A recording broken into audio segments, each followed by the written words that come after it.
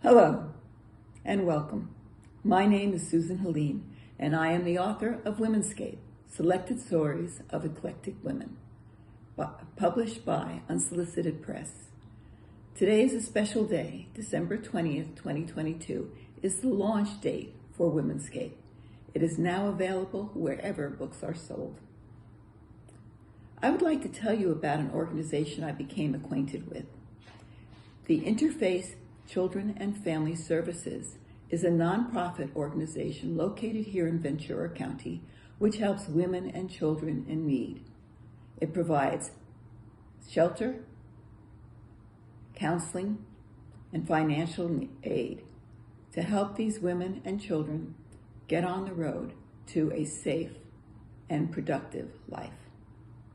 Because I feel so strongly about their mission, I will be donating 10% of the profits from Womenscape to the Interfaith Children and Family Services Organization.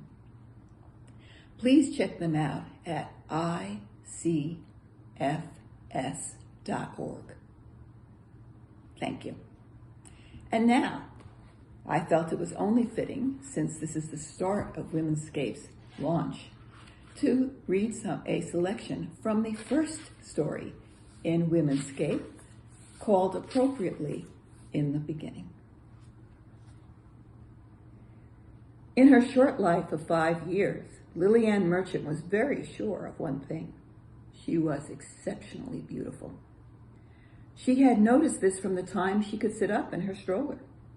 Trips to the park and rides in the supermarket cart produced a parade of admirers bending down to give homage. Her curly auburn hair and peaches and cream complexion, set off by large gray-green eyes framed by thick, dark eyelashes, produced an array of positive reactions. Such a cutie! What gorgeous hair!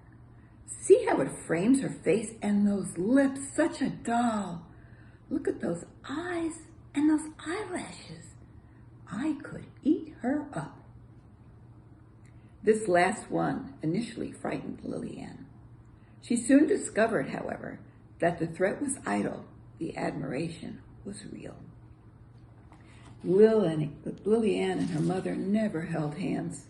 Her mother, a wannabe beauty queen with an expanding girth, propelled Lillian ahead of her with a firm hand on her shoulder.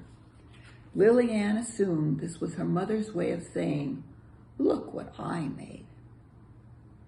Lillian learned early how to play to her audience, smile when they smiled, giggle when they talked baby talk, and bat those big eyes with a sidelong glance to attract even more attention. In short, she knew her beauty was her weapon, and she employed it with great aplomb. She used it to manipulate her peers in preschool who were not immune to her wiles. A special smile from Lillian and a favorite toy would be relinquished, a seat vacated at a lunch table, or a cookie shared. Her teachers were easily swayed by a wistful glance or a soft-spoken request. It was rare to see another seated on the teacher's lap during reading time. Lillian ruled. The first day of kindergarten, therefore, brought with it no anxiety for her. Lillian had geared up to make her usual great first impression. She had insisted on her green party dress with pink roses embroidered on the hem and collar, because she knew the green set off her eyes. Her confidence was reinforced as she walked up the long, straight path leading to the kindergarten first grade wing. A shy smile here and a sideward glance there produced the desired admiration. "You have a new teacher, and I hear she's wonderful," her mother declared. "Her name is Ms. Fisher.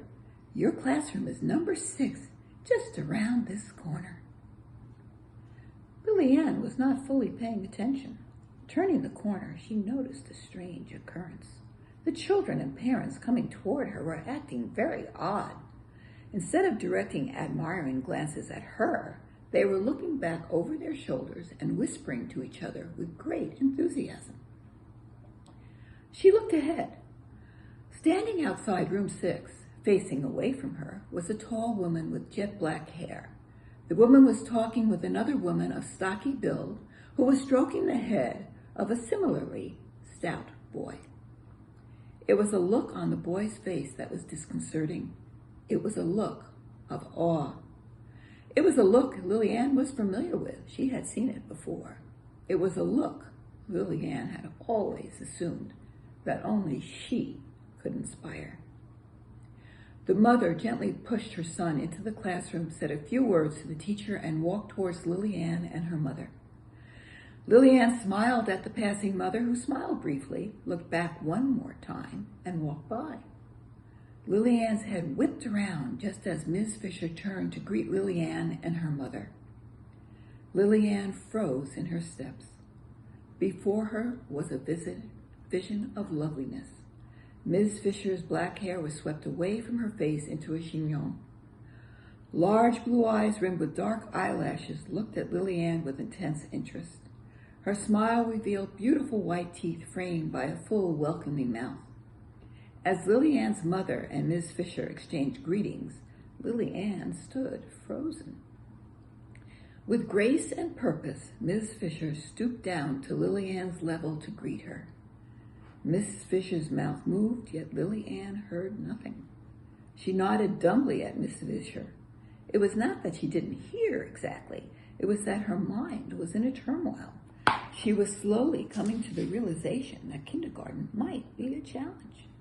She had seen Mrs. Fisher's effect on that boy.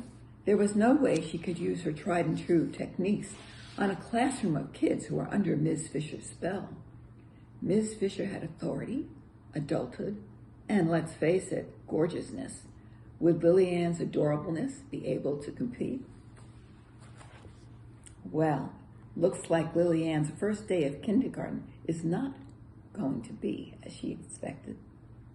If you enjoyed this reading, please like and subscribe to my YouTube channel. Thank you. Have a wonderful holiday season. Stay safe and well, and I will see you again next year.